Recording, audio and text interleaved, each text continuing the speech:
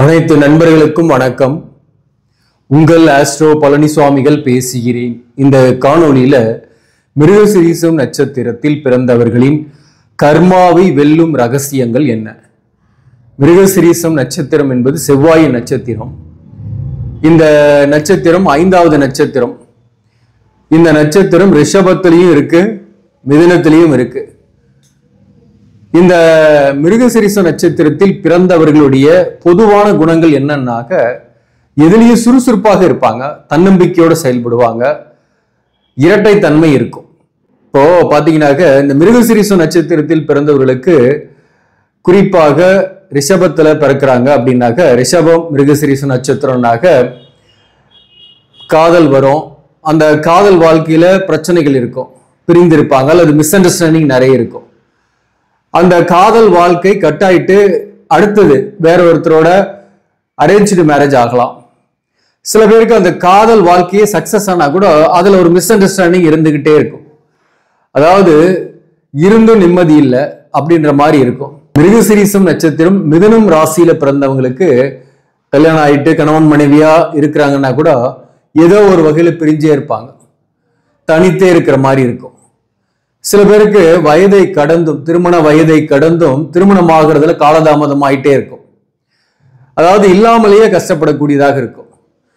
ரிஷபராசியில இருந்த மிருகசீரிஷ நட்சத்திரத்தில் பிறந்தவங்க இருந்து கஷ்டப்பட்டாங்கனாக்க இவங்களுக்கு ஒண்ணு மேரேஜ் லேட் ஆகும், அல்லது மேரேஜ் ஆனா கூட வாழ்க்கை துணைவர் ஏதோ ஒரு காரணத்தினால பிரிந்து இருக்கக்கூடிய சூழ்நிலை, இவர் ஒரு பக்கம் அவர் ஒரு பக்கம்ட்டு ஒரே வீட்டுல இருந்தா கூட தனித்தனியாவே தூங்கக்கூடிய சூழ்நிலைகள் இருந்துகிட்டு இருக்கும்.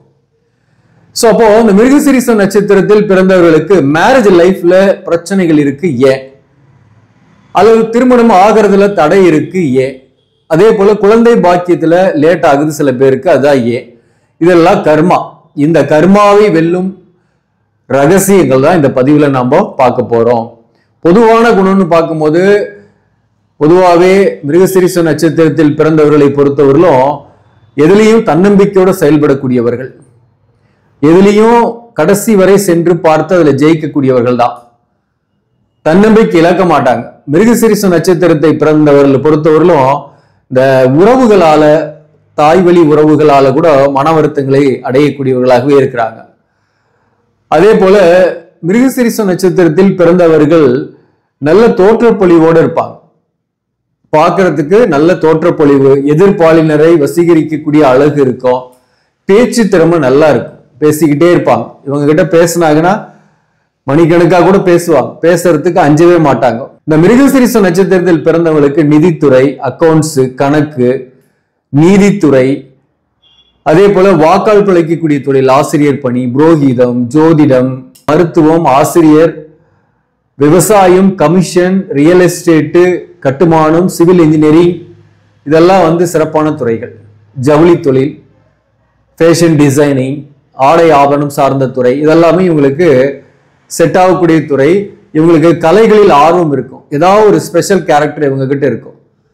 அதாவது நடனம் ஸ்பெஷல் கேரக்டர் இருக்கலாம், அல்லது இசை அல்லது எழுத்து, இந்த மாதிரி ஏதாவது ஒரு எக்ஸ்ட்ரா கரிக்குலர் ஆக்டிவிட்டிஸ்ல இவங்களுக்கு ஒரு ஸ்கில் இருக்கும். அந்த ஸ்கில்ல கண்டுபிடிச்சு அதை மேம்படுத்திக்கிட்டா கூட வாழ்க்கையில ஜெயிச்சிடலாம். இன்னொன்னு, இவங்க உயர்கல்வி படிப்பாங்க, அதுல பேச்சுலர் டிகிரி ஒரு மேஜரும் போஸ்ட் கிராஜுவேட் ஒரு மேஜரும் படிக்கிறதுக்கும் சில பேருக்குலாம் வாய்ப்பு இருக்கு. சில பேருக்கு படிச்சது ஒன்னா இருக்கும், வேலை செய்யறது ஒன்னா இருக்கும். வேற ஃபீல்ட்ல வேலை பார்ப்பாங்க, படிச்சது வேற ஃபீல்டா இருக்கும். அதுல சாதிப்பாங்களான்னா, அப்படி வேற ஃபீல்ட்ல பாக்குறாங்க, வேலை பார்க்கறாங்கன்னா அதுல சாதிக்கிறாங்க. இப்போ இவங்க ஒன்று அக்கௌண்ட்ஸ் படிக்கிறாங்கன்னாக்க அதை விட்டுட்டு பிசினஸ் பண்ணுவாங்க, வேற ஏதாவது சேல்ஸ் அண்ட் மார்க்கெட்டிங் அந்த மாதிரி பண்ணிட்டு இருப்பாங்க, அதுல சக்சஸ் ஆகிட்டும் இருப்பாங்க. ஸோ அந்த மாதிரி ஒரு எடுத்துக்காட்டு சொல்றேன் நான். ஸோ அந்த மாதிரி இவங்களை பொறுத்தவரையிலும் ஒரு நேர்கோட்டுல வாழ்க்கை போகாது. பல பாதைகள் மாறியே பயணம் செய்தாலும் முடிவு வெற்றி. அந்த மாதிரிதான் இவங்க வாழ்க்கை இருக்கும். இவங்களுக்கு 33 வயசு வரை போராட்டங்கள் இருக்கு. இந்த 33 வயசுக்கு மேல 50 வயசுக்குள்ள இவங்க வாழ்க்கையில செட்டில் ஆகுறாங்க. வீடு வாகனம் வாங்குறது, திருமணம் ஆகிறது. சில பேருக்கு திருமண வாழ்க்கை முன்னாடியே ஆயிருந்தா கூட தோஷங்களோடு இருக்கு அவங்க ஜாதகத்துல அப்படின்னாக்க பிரிந்து 2ஆம் தாரம் ஏற்படுறது, இதெல்லாமும் இந்த 33வது வயசுக்கு பிறகு ஏற்படும்.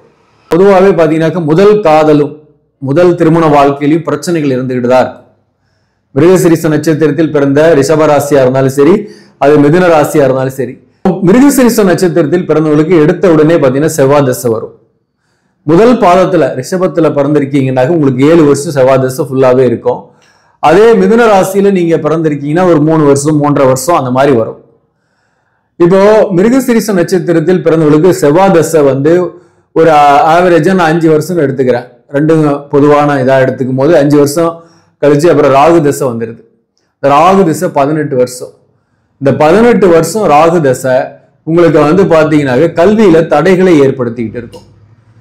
மந்தமா படிக்கிற மாதிரி இருக்கும். ஆரம்பத்துல கல்வியிலேயே பெரிய போராட்டமா இருக்கும். ஆரம்ப கல்வி படிக்கக்கூடிய சூழ்நிலையில படிச்சு முடிக்கிறதுக்குள்ள போதும் இருக்கும். அல்லது ஒரு டெக்னிக்கல் கோர்ஸ் படிச்சிடலாம் அப்படின்ற லெவல்ல கூட மெக்கானிக்கல், டெக்னிக்கல், என்ஜினியரிங் சார்ந்த துறைக்கு போறதுக்கான வாய்ப்புகள்லாம் சில பேருக்கு ஏற்பட்டுடும். படிப்பு நல்லா படிக்கிறாங்கன்னா உடல் நலத்துல அடிக்கடி தொல்லைகள், பாதிப்புகள் இப்படிதான் இருந்துகிட்டு இருக்கும். எடுத்த உடனே இருக்கக்கூடிய செவ்வாய் திசையும் உடல்நல தொந்தரவு, பாதிப்பு, பெற்றோர்களுக்கு கஷ்டங்கள், பெற்றோர்களுக்கு பிரச்சனைகள் இருக்கக்கூடிய சூழ்நிலை இருக்கும். குரு தசை எப்படி இருக்கும் அப்படின்னாக்க ஒரு 23 வயசு 24 வயசுல இருந்து இவங்களுக்கு குரு தசை வருதுன்னாக்க இந்த குரு தசை அப் டு வந்து பாத்தீங்கன்னா 16 வருஷம். அப்போ வந்து 40 வயசு வரல இவங்களுக்கு குரு தசை இருக்கும். இந்த குரு தசை காலகட்டத்துல மேக்சிமம் இவங்களுக்கு வேலை கிடைக்கிறது, உயர்கல்வியில ஓரளவுக்கு நல்லாவே படிப்பாங்க. உயர்கல்வி நல்ல கோர்ஸ் ஜாயின் பண்றது, வேலை கிடைக்கிறது, கல்யாணம் ஆகிறது இதெல்லாமே ஏற்படும். காதல் போன்றவை ஏற்படுறது எல்லாமே இருக்கும். அப்ப அந்த குரு வந்து இவங்க ஜாதகத்துல நல்ல ஸ்தான பலம் பெற்று இருக்கு அப்படின்னு வச்சிங்களேன். அதாவது நீச பங்கம் பெற்றிருந்தாலும் சரி, அல்லது ஆட்சி உச்சம் பெற்று இருக்கு அப்படின்னாலையும் உங்களுக்கு இந்த குரு தசையில நல்ல ஒரு வேலையே கிடைச்சிரும். அரசு பணி கூட போறதுக்கு முயற்சி பண்ணாங்கன்னா அரசு பணி கூட கிடைச்சிரும். பொருளாதார ரீதியா ஓரளவுக்கு செட்டில் ஆகுறதுக்கும் 33 வயசுக்கு மேல வாய்ப்புகள்லாம் நிறையவே வந்துடும். ஸோ அப்போ பாத்தீங்கன்னா இந்த குரு தசையே ஓரளவுக்கு நன்மையை கொடுக்கக்கூடிய அளவுக்கு தான் இருக்கும். அடுத்தது 40 வயசுக்கு மேல இடத்துல 59 வயசு வரலும் சனி தசை இருக்கும். ரிஷப ராசியா இருந்தாலும் மிதுன ராசியா இருந்தாலும் சனி தசை எப்படி பலன் கொடுக்கும்? சனி நல்ல ஸ்தான பலம் பெற்று இருக்காருனாக சனி தசையில நல்ல பலனே நடக்கும். அதாவது மிதுன ராசிக்காவது ஒரு பாதி அளவுக்கு கொஞ்சம் கஷ்டம் இருக்கும். ஏன்னா ஒரு அட்டமாதிபதியாக வர்றதுனால கொஞ்சம் கஷ்டம் இருக்கும். ஆனா ரிஷபத்துக்கு வந்து தர்ம கர்மாதிபதின்றதுனால சனி தசையில முன்னேற்றங்களை கொடுக்கும். வெளியூர் வெளிநாட்டுல வேலை பார்க்கறது, ஈவன் மிதுன ராசியில பிறந்தவங்க கூட வெளியூர் வெளிநாட்டுல போய் செட்டில் ஆகுறது, அல்லது இந்த நேரத்துல வந்து பூர்வீக சொத்தால் ஆதாயம் அடைகிறது, பூர்வீக சொத்தை வித்துட்டு புதிய சொத்து வாங்குறது, தொழில் வேலையில ஹார்ட் ஒர்க் பண்ணாலே அதுக்கேற்ற வருமானத்தையும் கொடுக்கும். மற்றவங்களுக்கு உதவக்கூடிய அளவுக்கு வருமானம் பெருகும். சொத்துக்கள் சேர்க்கக்கூடிய வாய்ப்புகளும் இந்த காலகட்டத்தில் ஏற்படும். ஆனா கடுமையா போராட வேண்டியதாகவும் இருக்கும். நீங்க வந்து கடக லக்னமாவோ சிம்ம லக்னமாவோ இருந்து உங்களுக்கு சனி தசை வருது, நீங்க ரிஷப ராசினாக அது உங்களுக்கு கொஞ்சம் பாதிப்பை கொடுக்கும். அதை நாம புரிஞ்சுக்கணும். லக்னத்தை பேஸ் பண்ணி இந்த லக்னத்துக்கு சனி எப்படிப்பட்டவர், சிம்ம லக்னமாவோ கடக லக்னமாவோ இருந்து சனி தசை வருதுன்னாக்க அது ஒரு 50% எப்போ உங்களுக்கு கஷ்டத்தை கொடுத்து ஓரளவுக்கு நன்மையும் கொடுக்கும். அதுக்குன்னு எந்த ஒரு கிரகமோ தசாபுக்தி காலகட்டத்தில் 19 வருஷம் கெட்டதை கொடுக்கக்கூடிய ஸ்தானத்துல இருந்தா கூட கெட்டதே கொடுக்கறது இல்லை. நல்லது கொடுக்குற இடத்துல இருந்தாலும் நல்லதே அத்தனை வருஷமும் கொடுக்கறது கிடையாது. 19 வருஷமும் நல்லதே கொடுத்துட்டு இருக்காது, மாறி மாறி வந்துகிட்டு இருக்கும். அதனால வந்து லக்னத்தை பொறுத்து இந்த சனி தசை உங்களுக்கு பெட்டரா இருக்குமா அப்படின்றத நீங்க முடிவு பண்ணிக்கலாம். இப்போ முக்கியமா இந்த மிருகசீரிஷ நட்சத்திரத்தில் பிறந்தவர்கள் தன்னுடைய திருமண தடை ஏற்படுது, அல்லது திருமண வாழ்க்கையில பிரச்சனைகளாகவே இருக்கு, குழந்தை பாக்கியம் இல்லாம இருக்கீங்க, சரியான வேலை வாய்ப்பு கிடைக்கல அப்படின்றவங்க தன்னுடைய கர்மாவை ஜெயிக்க எந்த கோவிலுக்கு போனா சிறப்பா இருக்கும் அப்படின்னா, நீங்க திருவாரூர் மாவட்டத்தில் இருக்கக்கூடிய ஆதி நாராயண பெருமாள் கோவில், திருவாரூர்லயே இருக்கக்கூடிய ஆதி நாராயண பெருமாள் கோவிலுக்கு நீங்க போலாம். ஒரு முறையாவது போயிட்டு நீங்க வேண்டிக்கிட்டு வாங்க. அடுத்தது பழனி முருகன் கோவில், முருகனையும் வழிபாடு செய்யலாம். பழனி முருகன் மிருகசீரிஷம் செவ்வாயோட நட்சத்திரம். பழனி முருகன் கோவில், வைத்தீஸ்வரன் கோவில் கூட நீங்க போயிட்டு வரலாம். வைத்தீஸ்வரன் கோயிலுக்கு போயிட்டு இந்த பாலபிஷேகம் செய்யக்கூடியதெல்லாம் நீங்க பார்த்துட்டு வரலாம். சப்போஸ் உங்க ஜாதகத்துல நாகதோஷம் இருக்கு, செவ்வாதோஷம் இருக்குன்னாக்க நீங்க பழனி முருகன் கோவிலுக்கும் இந்த வைத்தீஸ்வரன் கோவிலுக்கும் நீங்க போயிட்டு வர்றது கண்டிப்பாக வெற்றியை கொடுக்கும்.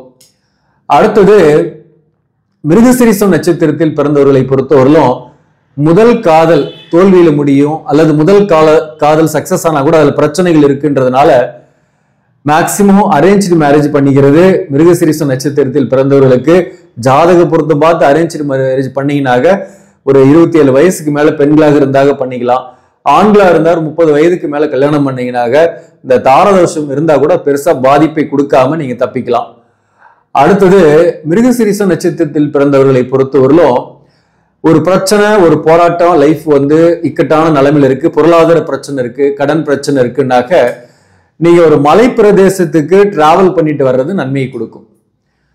ஒரு மலை பிரதேசத்துக்கு போயிட்டு வந்தீங்க, ஒரு நாள் இருந்துட்டு வரீங்கன்னா கூட உங்களுக்கு ஒரு தெளிவு கிடைக்கும், ஒரு தடைப்பட்ட வருமானம் வரும், கடனுக்கு ஒரு தீர்வுகள் கிடைக்கும், ஒரு இக்கட்டான நிலைமை மாறும். இந்த மிருகசீரிஷம் நட்சத்திரத்தில் பிறந்தவங்க ஆராய்ச்சி மனப்பான்மை உடையவர்கள். எதையும் எளிதில் நம்ப மாட்டாங்க, ஆராய்ந்து தான் நம்புவாங்க. ஒரு சந்தேக கண் இருந்துகிட்டே இருக்கும். இது ஒரு வகையில நல்லதுன்னாலையும், அதாவது புதியவர்களை நம்பி ஏமாறாம இருப்பாங்க, அதுக்கு பாசிட்டிவ். ரெண்டாவது, எதுலையுமே ஒரு டீப் திங்கிங் இருக்கிறது நல்லதுதான். ஆனா திருமண வாழ்க்கையிலையும் அது அப்ளிகேபிள் பண்ணும்போது திருமண வாழ்க்கையில இதனால கருத்து வேறுபாடுகள், ஒரு சண்டை சச்சரவு இதெல்லாமே வந்துகிட்டு இருக்கும். அதிகத்தையும் சந்தேக குணத்தையும் தவிர்க்கிறது திருமண வாழ்க்கையில மகிழ்ச்சியான வாழ்க்கைக்கு வழிவகுக்கும். அதே போல மிருகசீரிஷம் நட்சத்திரத்தில் பிறந்தவர்களை பொறுத்தவரையிலும் நீங்க செவ்வாய்க்கிழமையில நீங்க ஒரு காரியத்தை ஆரம்பிக்கிறீங்க, ஒரு நல்ல காரியத்தை ஆரம்பிக்கணும்னா செவ்வாய்க்கிழமை நல்ல நாள், முருகனுக்கு உகந்த நாள். அதே போல செவ்வாய்க்கிழமை அம்மனுக்கும் உகந்த நாள். இந்த நாள்ல நீங்க தாராளமா ஒரு சுப ஓரையிலையோ அல்லது ராகு காலம், யமகண்டத்தை தவிர மற்ற நேரங்கள்ல நீங்க ஆரம்பிக்கிறீங்கன்னா அது உங்களுக்கு நன்மைகளை கொடுக்கும். ஆக நண்பர்களே, இந்த பதிவு உங்களுக்கு பிடிச்சிருந்தாக லைக் பண்ணுங்க, இதை மற்றவர்களுக்கும் ஷேர் பண்ணுங்க. இன்னும் நம்ம சேனலை சப்ஸ்கிரைப் பண்ணாம பாக்குறவங்க சப்ஸ்கிரைப் பண்ணி கண்டினியூ பண்ணுங்க. இதன் மூலம் உங்களுக்கு ஒரு சரியான ஜோதிட தகவல்களும் ஆன்மீக தகவல்களும் கிடைக்கும். நன்றி, வணக்கம்.